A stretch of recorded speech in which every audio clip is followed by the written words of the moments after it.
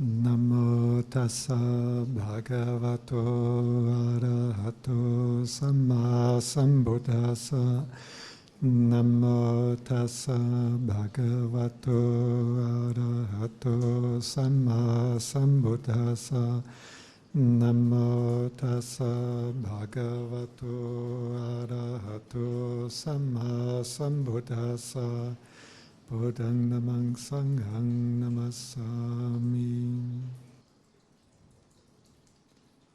I'd like to start by expressing my anumodana for your hospitality, your patisantara. I had a real VIP reception. It's like when one of the celebrities gets out of the stretched limo in front of the Hilton. Whole reception committee and photos. Very impressed with that kindness you're receiving me here. And I think the introduction mentioned I've been here last time 2015, so that makes it 8 years. But it's still very much how I remember this center with all the beauty, every little detail of the design, the architecture, the furniture, the objects of devotion, very beautifully placed and beautifully looking. And I'm happy to see that there has been very considerable progress since my last visit. Across the road, the teaching Dhamma School Center and so on has been hugely expanded. I had a look. And I hear you have got this training center in the countryside, getting the kids, and not only the kids, everyone, getting them off behind the screen and into nature, into the dirt, into the rain, into the air, contacting the barefoot and with bare hands. I saw some photos with the dirty hands. This is what people need nowadays, some soil on their hand rather than just on the screen. So that is very inspiring, and I like to express my mudita, my sympathetic joy. This is how you develop future leaders, as he has got on his t-shirt. This is how you do it, Buddhist leaders.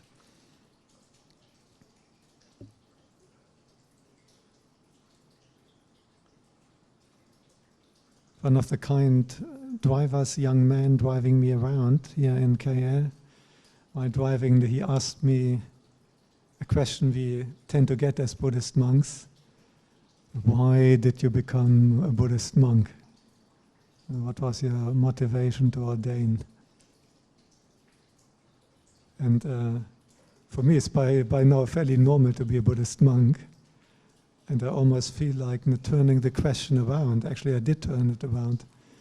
To me, the question is not so much why do people ordain, but why do they continue in lay life? What's really in there?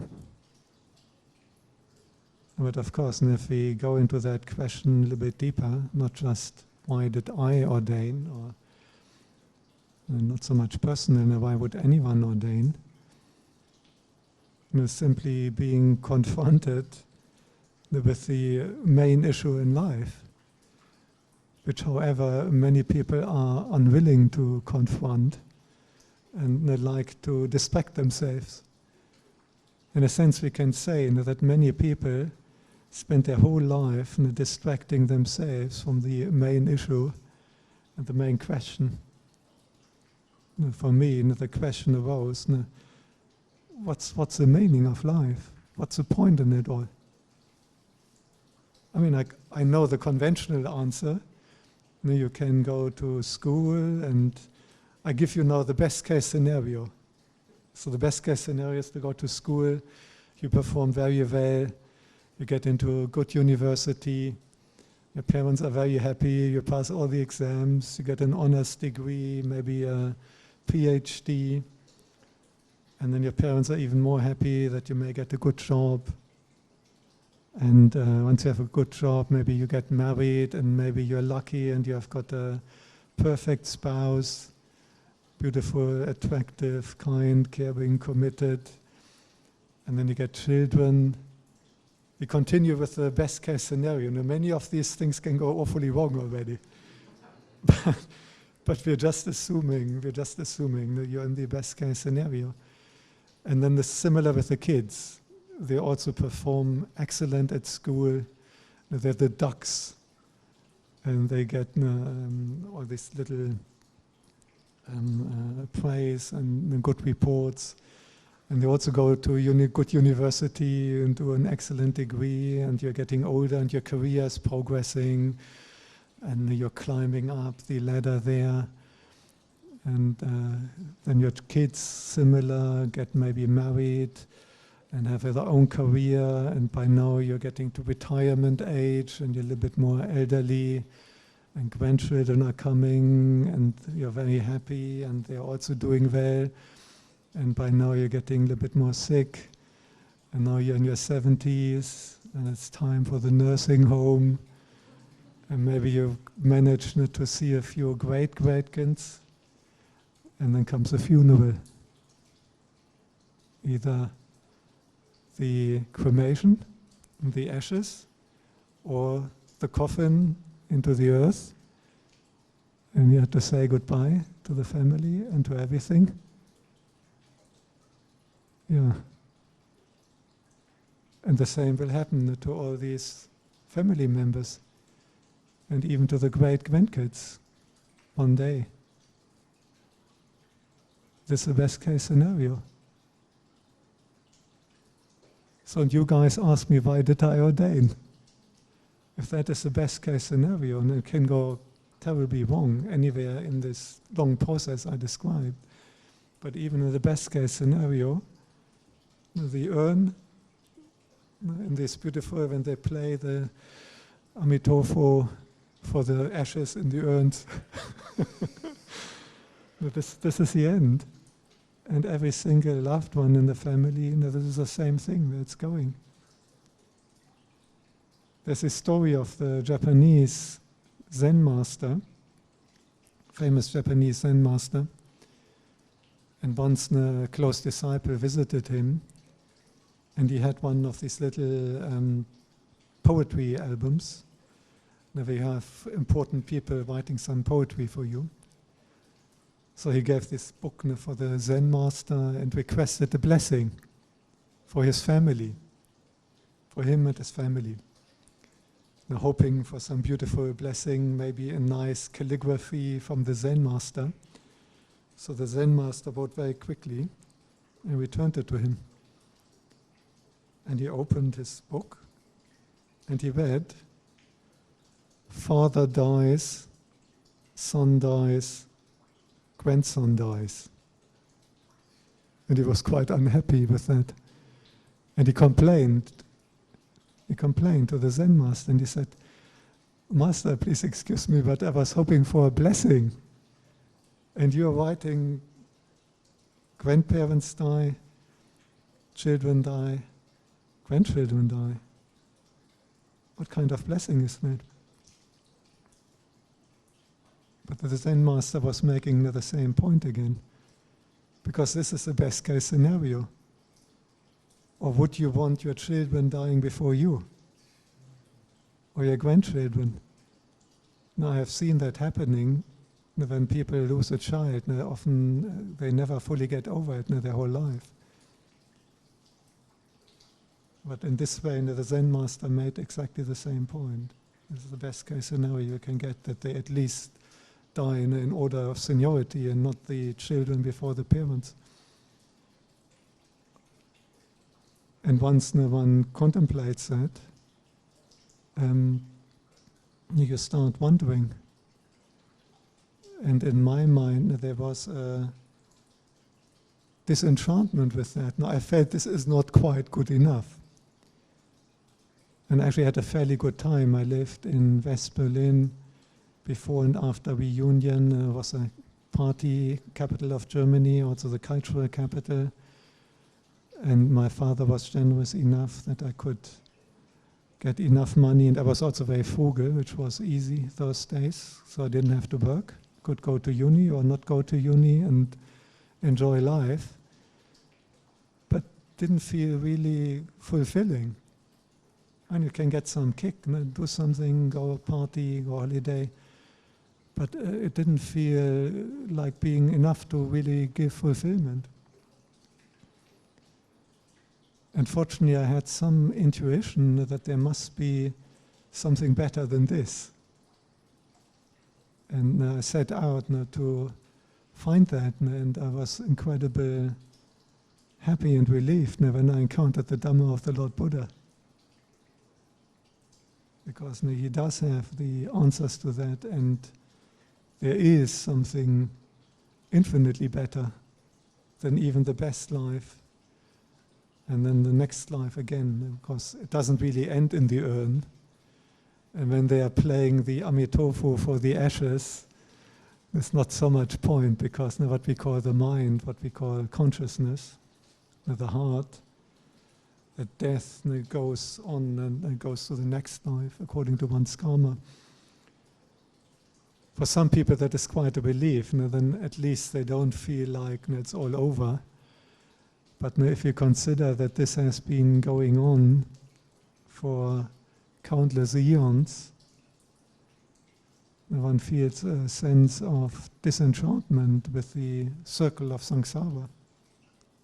Being born, going up, getting older, dying, being born, always the same. What do you think? How many times have you been through that already? One life before this one, or 10?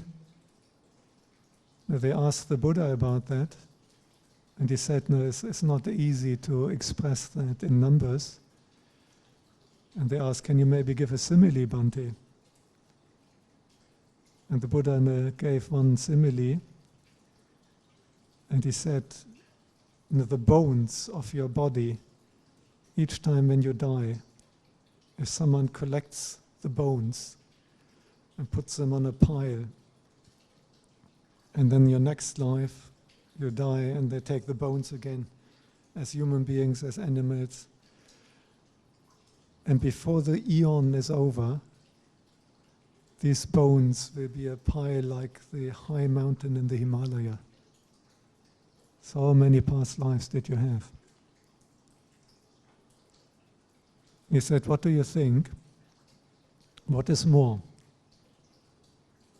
The water in the great ocean, or the tears you have cried in all these past lives? When you lost the loved ones, when your parents died, when there was war or epidemics, pandemics, and the tears flowing, what do you think is more? And the monks answered,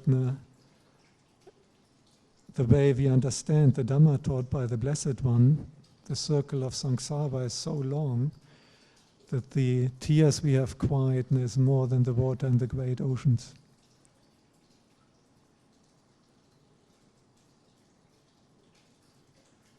And this is now how the Bodhisattva himself set out.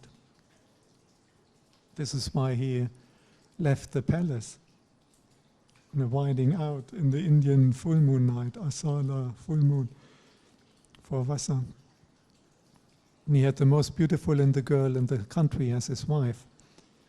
He was a crown prince, and he had all the marks of the Mahapurusha, of the great individual, meaning that he was destined from his good karma and parami. If he stayed in worldly life and took over from his father, he would be a world conquering emperor who would rule only by the power of righteousness without even having go to war in terms of killing. And he gave it all up because he contemplated it's all impermanent. You know the story of the outings of the Bodhisattva? He was confined in the pleasure palace because his father didn't want him to go forth and become a monk, an ascetic. He wanted him to become a king. So he put him in a pleasure palace where they say they would remove even the withering flowers. And if any of the dancing girls or servants got sick, they would discreetly take them away till they're healthy again. No old people would be allowed. so that he wouldn't see any suffering, the hiding suffering. That is what his father tried to do. But the story strikes me as also being very powerful metaphorically, because you may not be a prince or a princess, but there's a little King Suddhodana in our mind who is hiding the suffering from us. We usually all live in this pleasure palace, and we try to quickly take the suffering away. This is what our society is really good in. Hiding dukkha, hiding suffering, so that we can imagine, live in the delusion, in the illusion that this is just one big grand party. Enjoy life, eat and drink, be merry, be happy, have fun. It's all good, as they say in Australia. No worries, mate. It's all good, no problem. You see that delusion? And we all try to maintain that. And what happened? One day the Bodhisattva asked his king, his father, if I'm supposed to be king one day and I have to see my kingdom, so I want to go for an outing. Father was very happy, he's getting interested in the kingdom, and he prepared everything, and his charioteer, Channa, he wouldn't steer the chariot himself, and he is a prince, so he had a charioteer, chauffeur, doing that for him. And then they set out, and the idea was going to the park, the pleasure grove, and amuse themselves there. And while he was driving through the city, what happened? Do you know? Old person. He encountered an old person. I'd never seen that. Bent over, crooked, skin old, and all the wrinkles, can barely walk, and dribbling, teeth falling out. In India you can still see that really in your face. In our society we are hiding it. Where do we put the old people? In the old folks' home, nursing home, so that they are away, hiding. And what did the Bodhisattva do when he saw that? He asked his charioteer, Channa, what is that? I've never seen that. And Channa explained that this is an old person. And then the Bodhisattva asked, is it only him getting old? Or how about me? How about my beautiful wife, Yasodhara? The most beautiful girl in the country, will she become like this?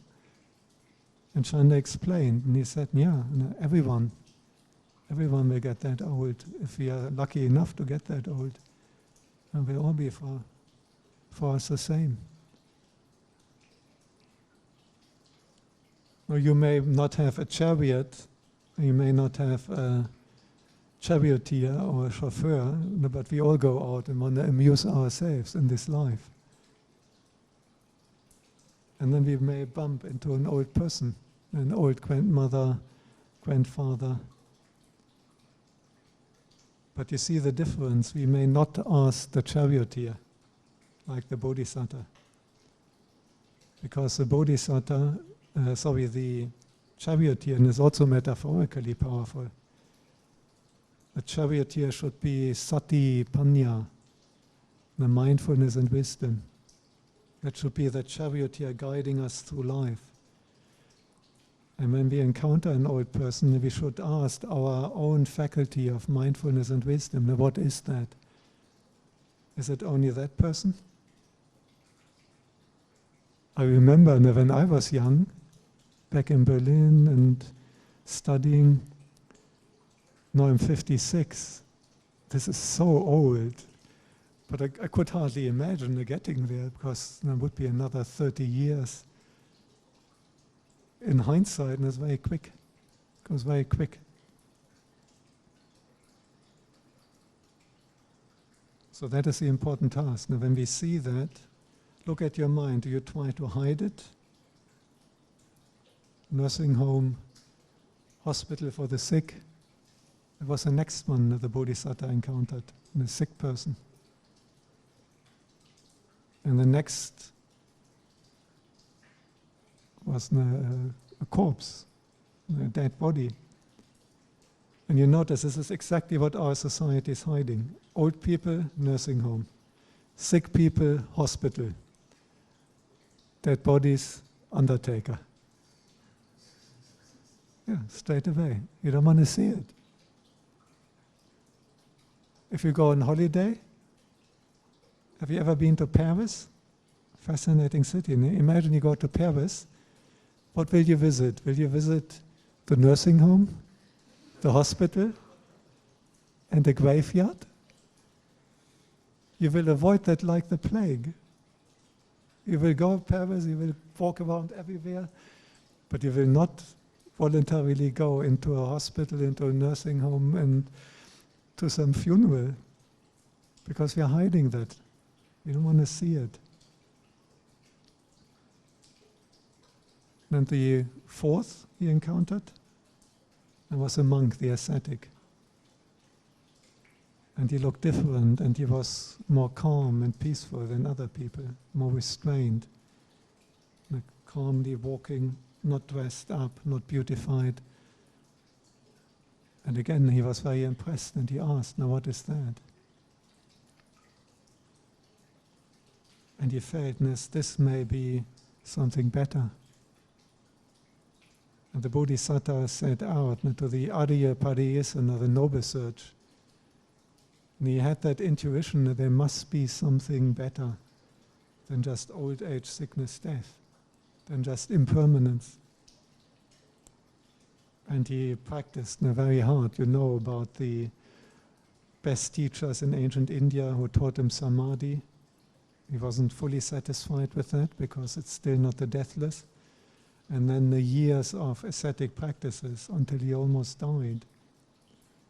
But what happened under the Bodhi tree? When he meditated, the Buddha, all night under the Bodhi tree, he found what is much better. Because he found the deathless. He found the ageless. He found what is free from illness and sickness. He found the end of suffering. He found the supreme state of perfect peace and liberation and freedom, which everyone can experience in their heart. And this is the reason why one may want to ordain, or why one want to practice the Dhamma. For the Buddha, it was very difficult. And when he set out, he didn't even know whether this thing exists. He was just running on kind of intuition. For us, it's much easier. You have got the word of the Buddha. He actually has given you an outright warranty, a guarantee.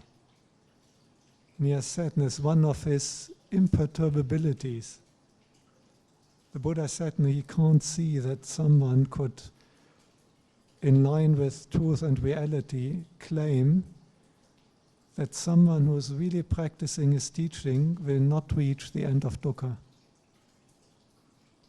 Because if you do practice the teaching of the Buddha correctly, at some stage you will reach the same total freedom from death, the amata dhatu, the deathless element.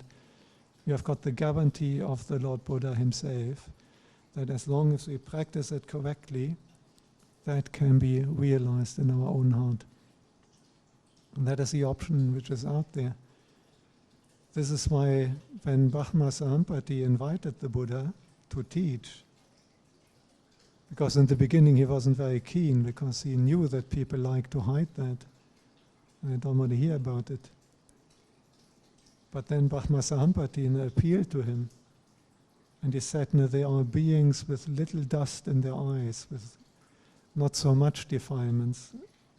And when they hear the Dhamma, when they hear that you can actually get out of death, that you can get out of suffering, they will make an effort and they can get there.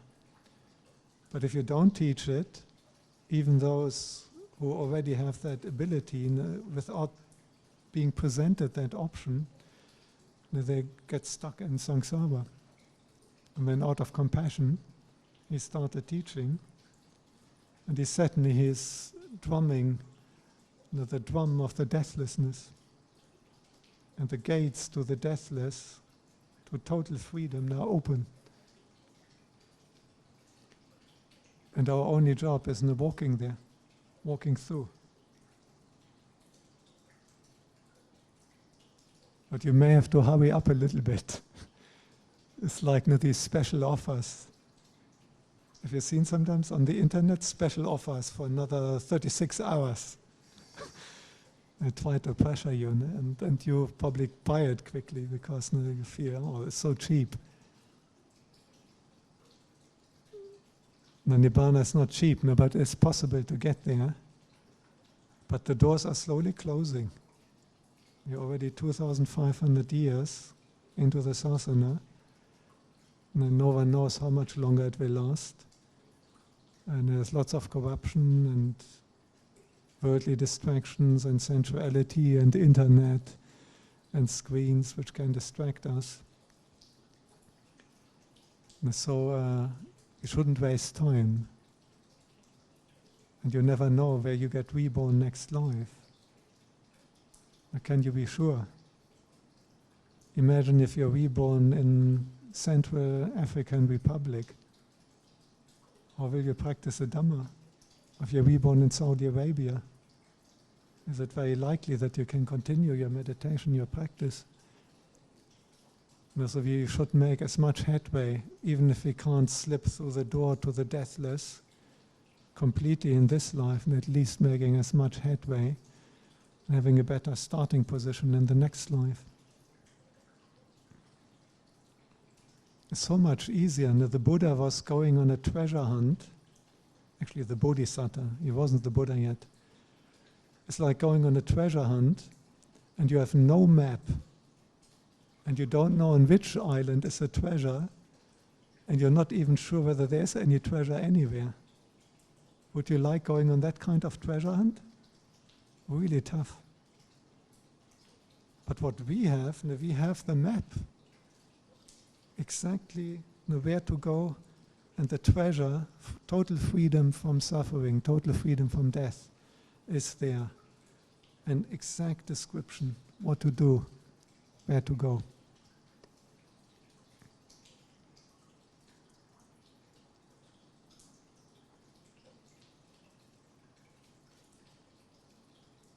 So if we encounter suffering,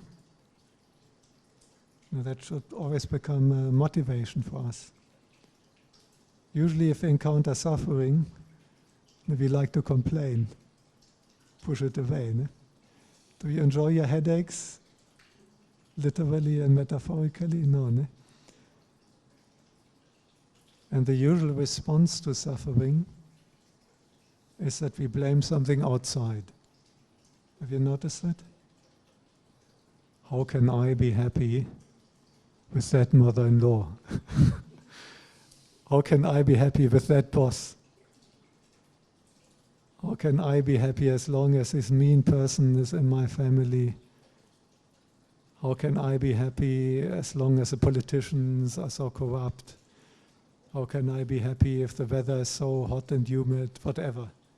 It's always something outside. This is a natural tendency, blaming something outside.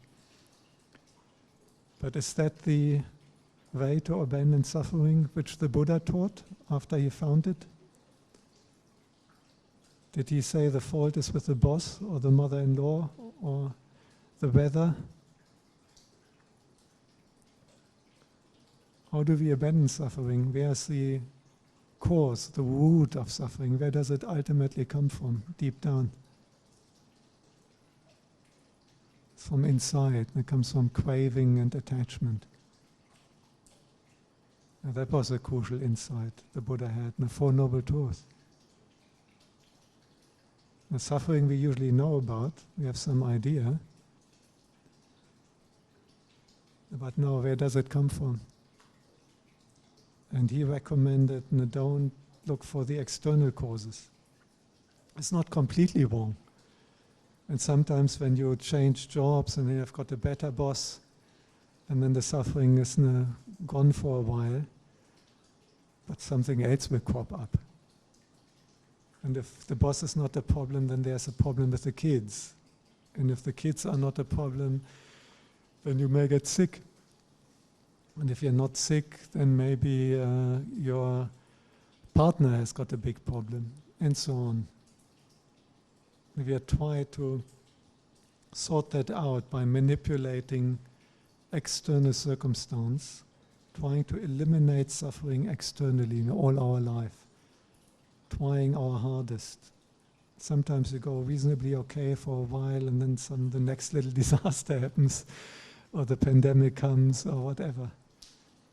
And we are still trying to sort it, and we die over it. It's not sorted.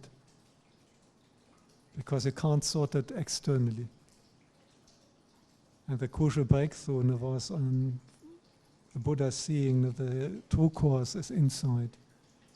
It's craving, it's attachment, it's delusion. It's the defilements, the greed, hatred, delusion in our own heart. That's the deep cause of suffering.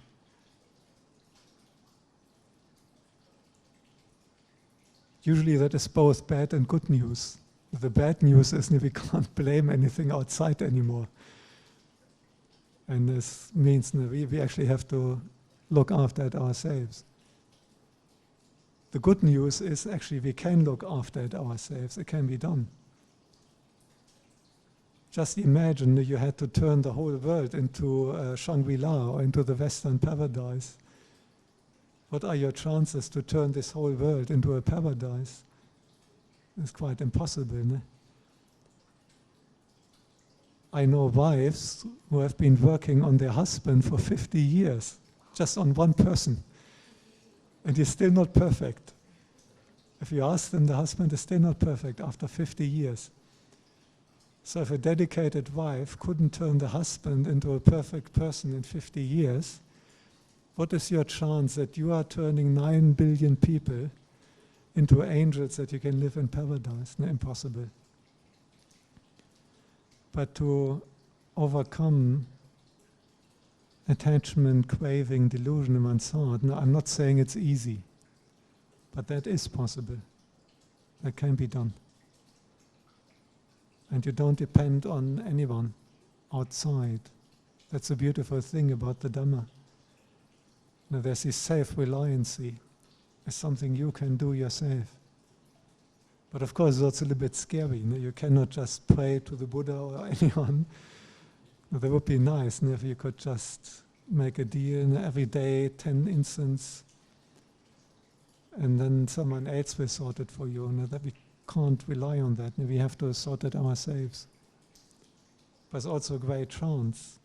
If we see that as an opportunity, we can start and do the work that is required. But how do we do that?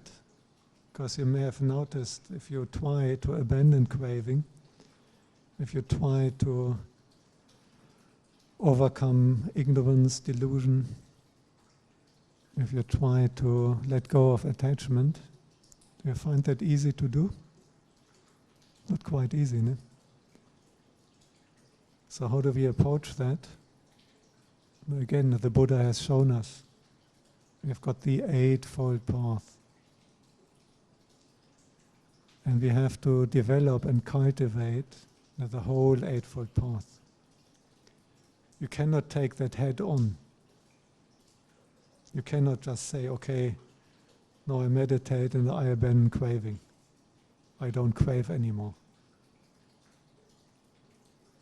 And just try it out. No? I'd be very surprised if you end up like the Buddha from that attempt.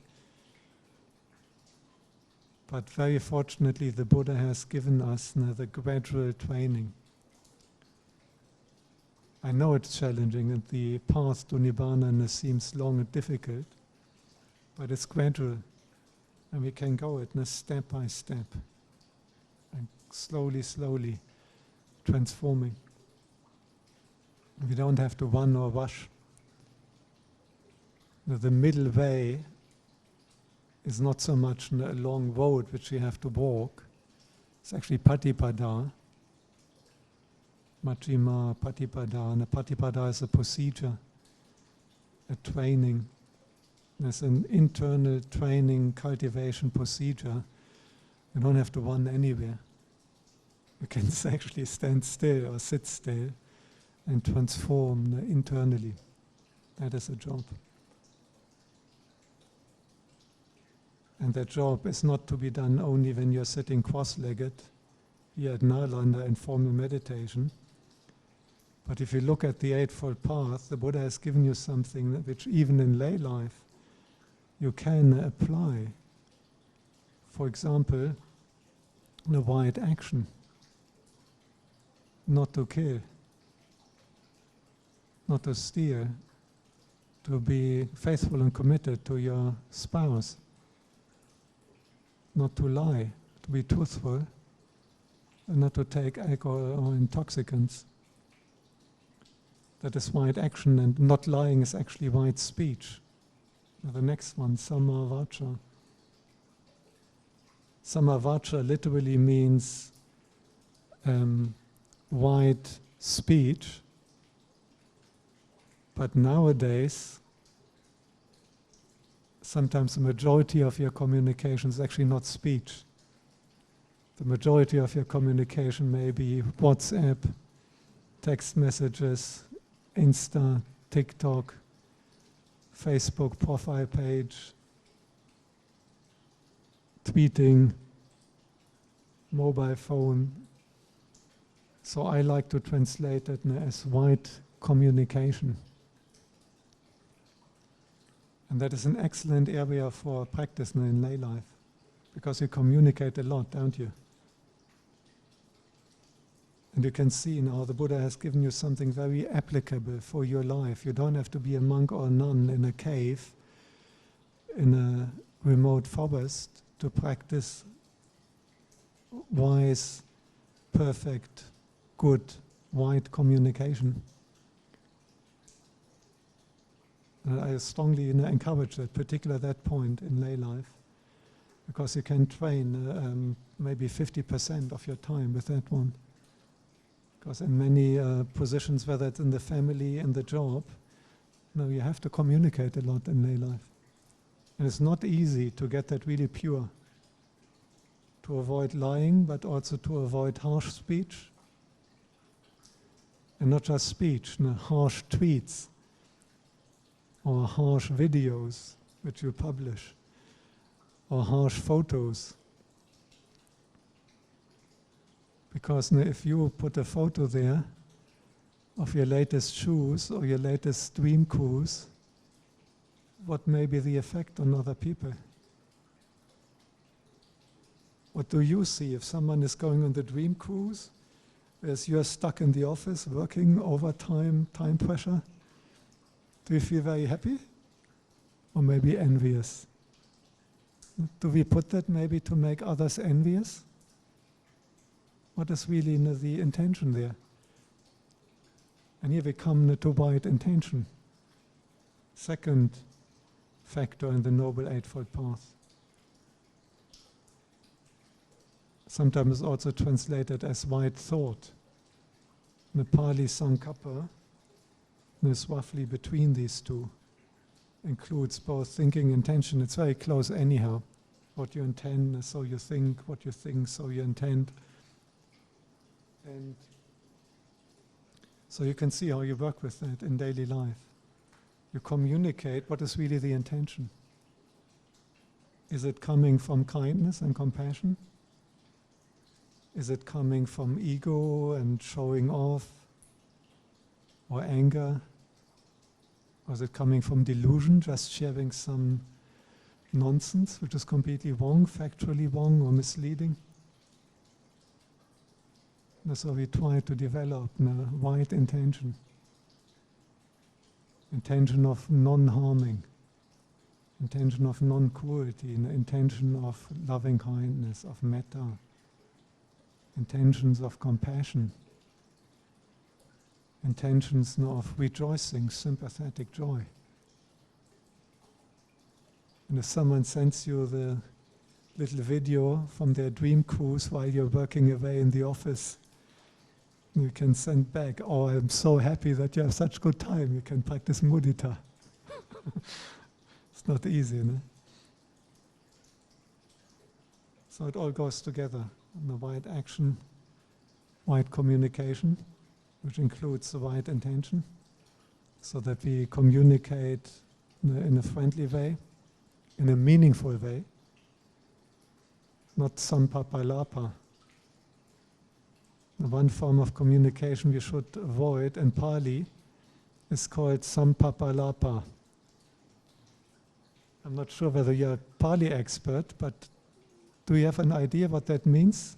Sampapalapa communication? Blah, blah, blah communication. So how much of the stuff you're putting out in your Insta, on your WhatsApp, how much of that is blah, blah, blah? And how much is stuff that really is reasonable, concerned with the welfare and benefit, concerned with Dhamma, concerned with diminishing dukkha in all beings? It's a nice contemplation. Eh? Would you agree that this is an area where you can work a lot in lay life? Yeah, no? And a wide livelihood. So the Buddha didn't teach only monks and nuns. I mean, what I do is also wide livelihood as a monk, but is a crucial factor in lay life. And so plan your career under that aspect. So many people, they think about the money and status. And maybe also, of course, whether one is good in it, talent, and whether it's reasonably enjoyable. But we should ask, is that wide livelihood, where you can keep the precepts, where you can keep wide communication in that job? So it's really important, because your livelihood is something you do a lot and where the majority of your time and energy goes in. So when you're planning your career in such a way that it becomes more and more refined and more wide livelihood, you can avoid breaking precepts. Now this is practicing the Eightfold Path, an important path factor.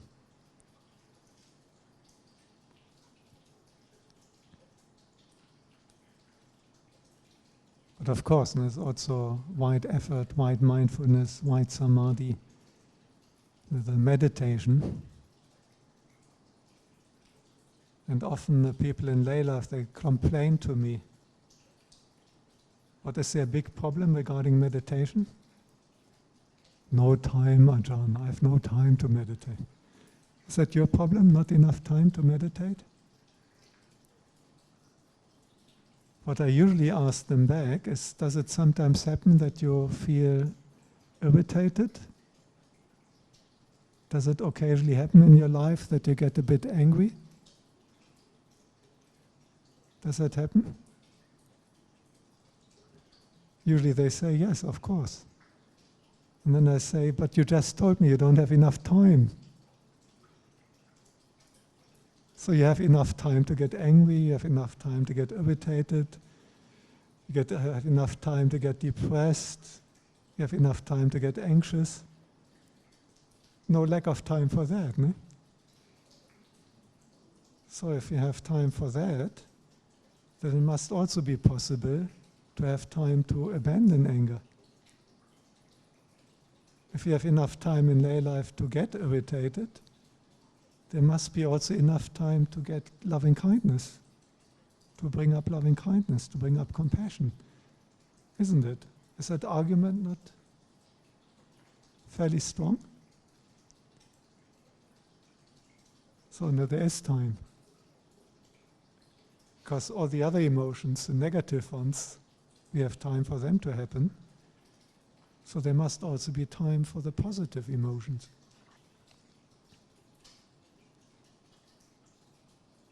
And in any case, now I have a really good trick for you. If you really have time problems in meditation, I can give you 1 more hour every day. You just get up an hour earlier, and then you have an hour meditation in the morning. usually people counter that by saying, I can't really get up an hour earlier because I'm too tired. It's too difficult. It's actually not difficult at all, because the trick is you go to bed an hour earlier. It's not difficult to get up early, it's only difficult is to get to bed early enough. So all you have to do is going to bed an hour earlier and getting up an hour earlier, and whoops, you've got 1 hour. You see? And then you can do the samadhi part. Now that's a one path factor which is a little bit difficult, to do that in daily life while you're working or driving. And all the other ones, they can usually be developed, even in daily life. But of course, in the samadhi is a bit difficult, but there you've got the 1 hour in the morning, and you can do even the 8th path factor. So wide view, like today, listening to a Dhamma talk. You can do that even driving to work. You can put on not the radio or not the Spotify latest one from Miley Cyrus, but you can listen to some interesting Dhamma talk. Developing wide view. The wide intention, wide speech, wide action, we talked about that. And each time you communicate, you have mindfulness. What is actually my intention with that communication? That requires mindfulness, sati, number 7. And then you make an effort. And if you think I'm only sending that photo out to make others jealous, this is not really good intention. And then you're not sending it. That is wide effort. And instead you're sending them, you're sharing them. Oh, here in Nalanda, they have this Dhamma program, they have this new, how do you call that in the countryside? The Wisdom Grove? Wisdom Park. And so you send some nice photo from the Wisdom Park instead and encourage other people to go there. That is wide effort. That's wide communication. That was wide mindfulness. To recognize that this is wholesome, this is beneficial. You develop your wide livelihood. You have a job where you do something of benefit to other beings. You don't have to break precepts. And when you get a retreat, when you get your 1 hour in the morning, when you get up 1 hour earlier and it's nice and quiet and cool, then you can even do the samadhi factor. So the whole 8-foot path, year after year, gradually, slowly, gradually, persistently developing all these path factors and reducing craving, reducing attachments. Each time you communicate skillfully, you're reducing attachment delusion. Each time you develop wide intention of compassion, kindness, letting go, you're weakening the fetters and the clinging and the ignorance. And gradually, until one day, all these path factors will operate, conjoin all together, it all comes together. Wide intention with wide mindfulness, based on wide view, with the mind focused and unified, with a wide effort and so on, and all coming together. And that is the stages of enlightenment, when the craving and the ignorance gets cut out, gets destroyed, wide in your heart. And then you have the same experience like the Buddha under the Bodhi tree. Because there's only one Nibbana. If you can take out that craving, that delusion, that attachment, these defilements, if you can take them out through wisdom, through insight, through seeing things as they truly are, recognizing this is a cause of suffering, seeing that clearly, and the heart letting go of it all. And then you have the same experience that Lord Buddha had. Only one Nibbana for everyone. So that is my blessings, my hope, my aspiration for all of us. And may you realize that deathless state, that amata Dhamma, that deathless Dhamma, that freedom from suffering, that highest peace in your heart. Thank you for your patience. Sadhu, sadhu, sadhu. Thank you, Ajahn, for guiding us on how we can make more progress in walking the Noble Eightfold Path as lay people, by working on right speech and the way that we communicate, by using our time to cultivate wholesome actions, keeping right livelihood, so that we can little by little take out our defilements, recognize the cause of suffering, and open our hearts. Ajahn? Sadhu, sadhu, you really got the gist of it. Yeah. Yeah. Thank you, Ajahn. Ajahn, may we open the floor to questions? My pleasure, yeah. Yes. Please. Brothers and sisters, let us take Please this. don't feel shy. What is the karma from asking questions? What is the future karma from asking questions? According to the Buddha. Exactly. Becoming intelligent, becoming smart. You'll be reborn wise. Yes. Good, you know that. Thank you, Bhante, for your sharing today. I really benefit from Bhante's teaching about Samavacha, not just on speech, but very much in terms of what we post on our social media. And there's one thing I would like to seek Bhante's advice. I understand that we shouldn't post things that might raise jealousy or hatred in other people. But I also feel that sometimes there is very important, maybe news articles or certain things that people should be educated of, but yet there is the risk of arousing maybe hatred or some prejudice when the reader reads these articles. So is there any advice Bhante could share in regards to sharing these articles about government, daily living, etc.? Yeah, thanks for that question, really important. So whatever you share there on social media, whatever way you communicate, very important is the intention. So if you try never to put anything that may arouse any kind of anger or jealousy or hatred in anyone at all, you can't really post anything. Because some people may get angry if you share a picture of the Buddha even. And so you cannot get free from some people may be disagreeing with you or getting angry at you or not liking it or getting jealous.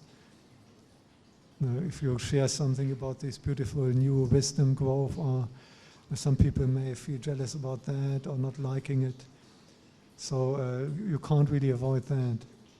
Crucial is what is your intention, and whether it is at least likely to also generate wholesome states. If you have a feeling that this will just cause lots of agitation and anger and disruption, even if it's not your intention, but I still wouldn't post it then. But sometimes it's also important to confront people with problems, and they may not even like it, but it's the only way for these problems to be resolved. So one guideline is there. Ask yourself, would this way you're sharing, is there any chance that it will contribute to the solution or to solving that? Or will it just contribute to even more tension and agitation? And if you're convinced that confronting people with that thing may be very unpleasant for many people, but there's a chance that it will actually help to resolve it in some way or to address it, then you may want to go ahead and be willing to take the flag. And that is also right communication, because the truth can hurt. The truth can hurt, and I know that from Dhamma talks, and I'm not sure when I started talking about old age, death, and so on, some people may not have felt too happy at that moment. You can shock people with Dhamma.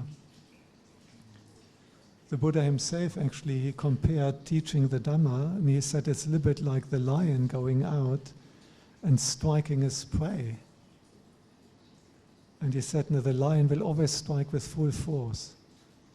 Now, when he attacks a huge bull, the lion will strike with full force. But if for some reason the lion attacks only a dog, he will strike with full force. And so similar, the Tathagata will always teach, the Buddha will always teach the Dhamma, really not holding back. And it's fascinating that he compared teaching Dhamma with the lion striking its prey, because if it's a really good Dhamma talk, it can really hit you. It can feel a bit like that. But that is a kind of wholesome hit. The Buddha called that Samvega. When you confront people with dukkha and craving and defilements and old age, sickness, death, it can be very challenging, and some people may get quite agitated. But at the same time, you try to present that there's a way out, and the Buddha has found it, and you can actually overcome all craving. You can realize, and then it's worthwhile to stir people up, because there's a chance that they actually come out of it and that they start practicing. So similar with all other problems. And sometimes it takes, you have to be a true hero to speak the truth. And the majority of people may not like it. And they may hate on you. And 100 years later they may put the monuments for you. Yeah. Many of the people, they put the monuments now, and they were hated in the beginning. People hated them. So it's also good to be courageous there. I don't want to encourage by right speech, and I don't want to encourage cowardice, because a coward acts out of fear. And you publish only whatever is in the mainstream. But the Dhamma is not mainstream. And when the Buddha started, it was very revolutionary, and quite a few people didn't like it. When Ajahn Mun in the Thai forest tradition, he had to run away and practice in the north of Thailand, because the high monks in the ecclesiastical hierarchy, they didn't like what he's doing, just roaming alone in the forest. So it requires a lot of wisdom. You were quite right, and it is an important area of practice. And I'm not saying never publish anything that doesn't ruffle any feathers. Sometimes you have to. But you have to look, what is your intention? And is there actually a chance that it leads to improvement? Even if you're addressing something which is really kind of wrong, but it's obvious that this thing will only inflame emotions more, then there's no point. The crucial factor is whether you feel that you somehow contribute to the benefit of beings. And then it's fine, even if it hurts. So thanks for that question.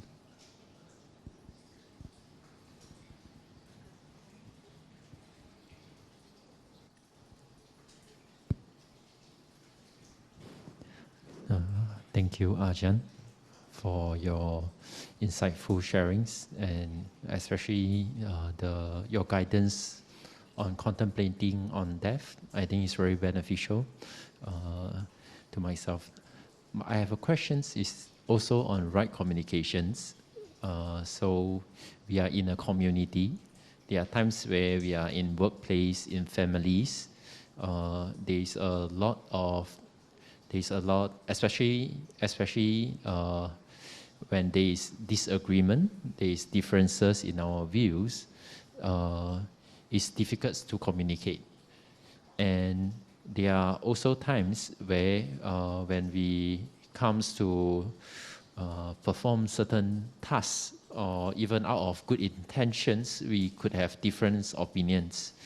So in these situations, how can we actually practice right communications? And also, when, especially in Buddhist societies, we always remind ourselves to be mindful of our speech, but there are also times where our speech is unmindful, and our speech could lead to a lot of hurt and also a lot of damage to relationships with our families, with our friends. So as I grow older, this kind of situations, they are more and more. And what is your advice on this? Another very relevant question.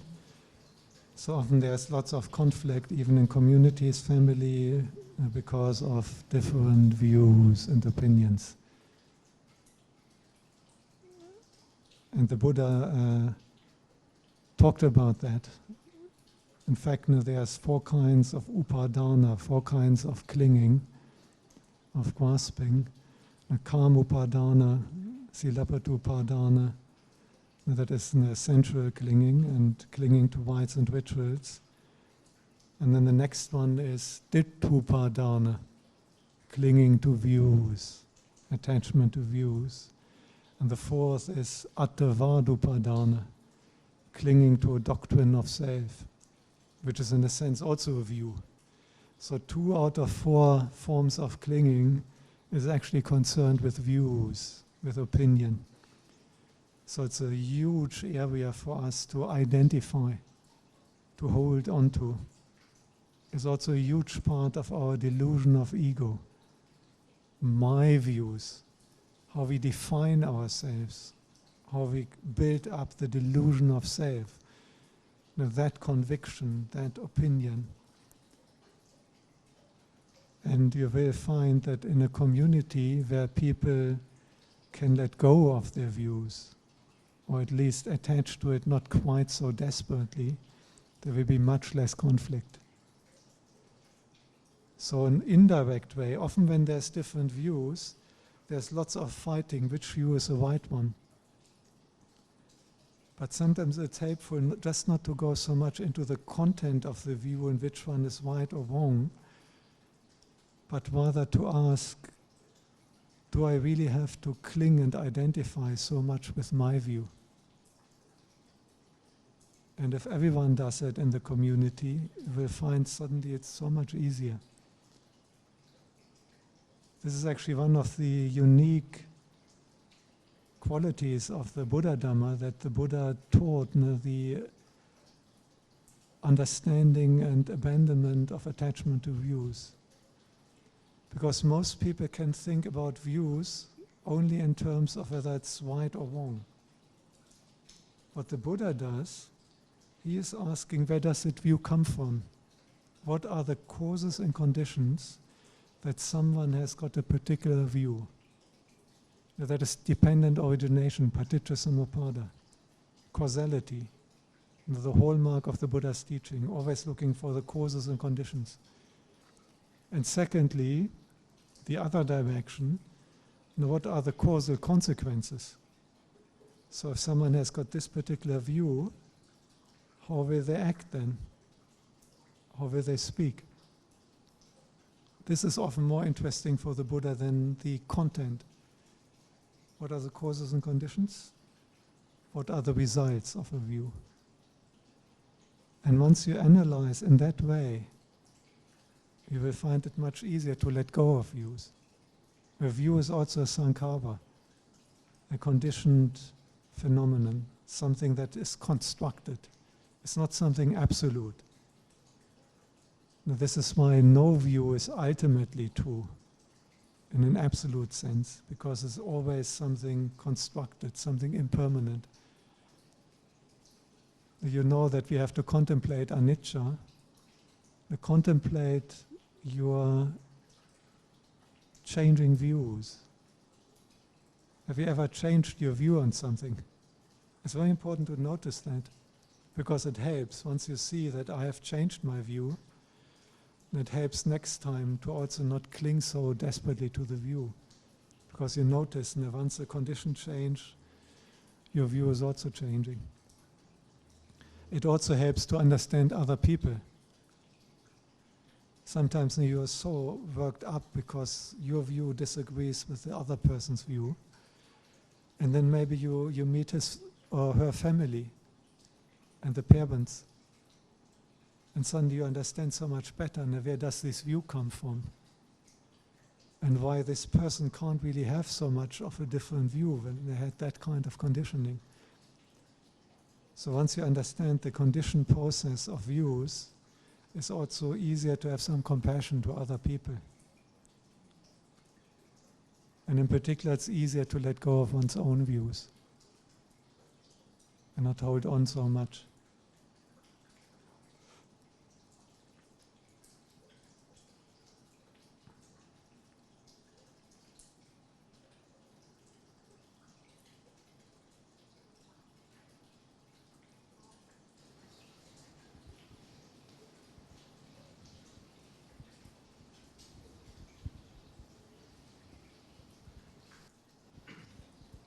Thank you, Ajahn, for the Dhamma sharing.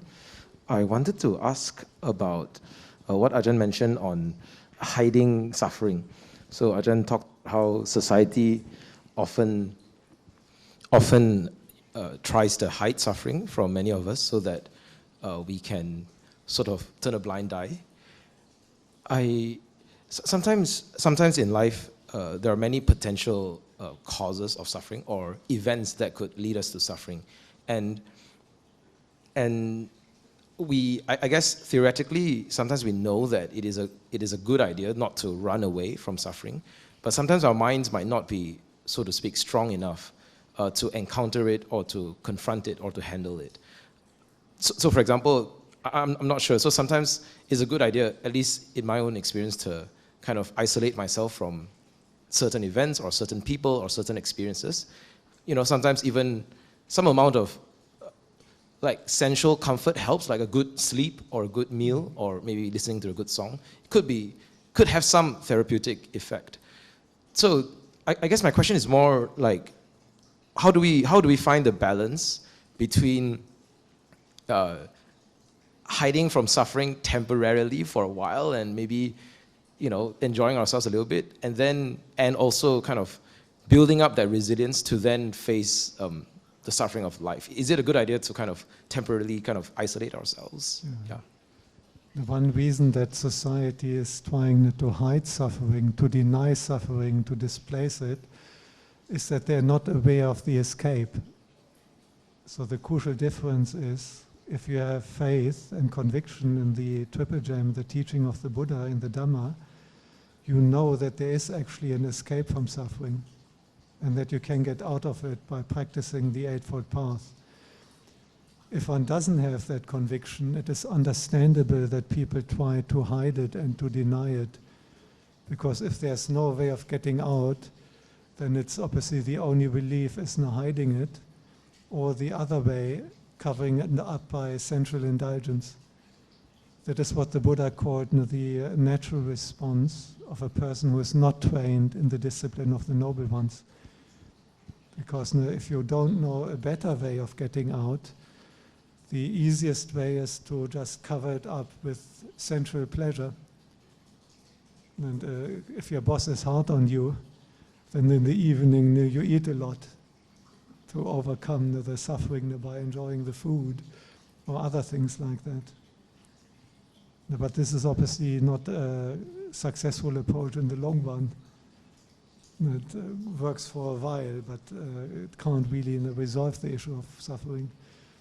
But the reason that this is the only one people are using, and also the denying, is simply that they are not aware, like we are, as disciples of the Buddha, that there's another way out. So if you don't see any way out of suffering, or if you don't believe that there's any way of overcoming death, and you don't even have faith that there's rebirth, then of course the thought of death isn't just terrifying. In a sense, it's even better than to not think about it, because it would just drive you nuts. But if you have faith and conviction in the Buddha and that he has found the escape, and faith in the Dhamma that it can actually get you there and that's possible to practice yourself, to realize it, then suffering becomes actually a motivation. And each time you get confronted with old age, sickness, death and suffering, you can turn it into samvega, that emotion of spiritual shock, that emotion of spiritual urgency. And then suffering can always become motivation for you. The moment you encounter suffering, you say, wow, yeah, this is exactly what the Buddha meant. This is the first noble truth. So let me make a bigger effort in developing the Eightfold Path. There's a person who doesn't have that perspective. They don't know any escape from suffering, and they think death is just the end. And for them it will only be terrifying. And we can understand that they have to deny it or try to cover it with sensual indulgence. But the difference is that you have faith and you know there's this escape, and it becomes motivation. But of course, we are not, how to say, sometimes it can be too much and you need a little bit of distraction. That's also okay. Keep it within the 5 precepts. Keep it within the 5 precepts. Now, if you constantly try to fully confront it and contemplate it, it may become overwhelming. So it's also okay, especially in lay life. And sometimes you may need a little bit of distraction, a little bit of fun. But keep it within the 5 precepts. And not too unhealthy either. Just to clarify, just now Ajahn mentioned the motivation to turn the suffering into samvega. Is that what Ajahn said? Samvega. Samvega is that emotion, yeah. Okay, thank you, Ajahn.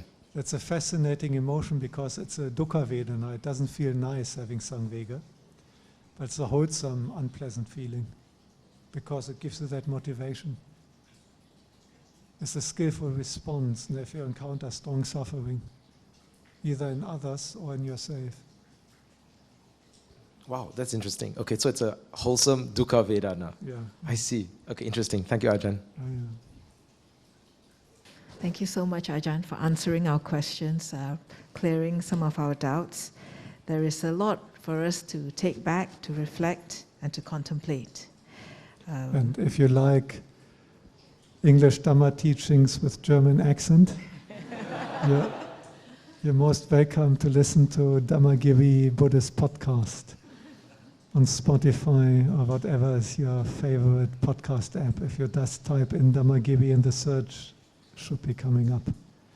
Or Dhammasiha should also work. Thank you, Ajahn. Friends, let us say 3 resounding sadhus to thank Ajahn.